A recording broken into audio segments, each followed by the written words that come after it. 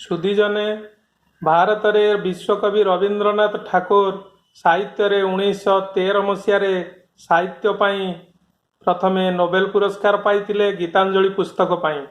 हरप्रसाद दास महोदय द्वारा गीतांजलिर ओडिया अनुवाद पढ़ी मु अनुप्राणित होइतिली एक कविता लिखिबा पाई। कविताटीर शीर्षक हृदयांजलि, जहाकू शंकराभरण रागरे रचित करा जाइछि, ताकू मु आवृत्ति करबाकू जाउछि। हृदयांजलि। जानिली मु जेबे विश्वासे तुमको मिले, सबु अहमिका मिसाई नयन जले, जागिला आशाए मने डाकिली विकले दिवानिशी प्रतिदिने।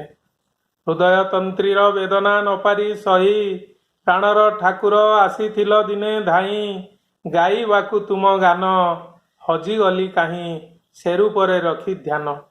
निर्वाक होइली निस्पंद हेला हृदय, अचल हेला दर्शनेन्द्रिय श्रोतेन्द्रिय, अभय पादध्वनि रे विमोहित हेली नाना भय आशंकारे।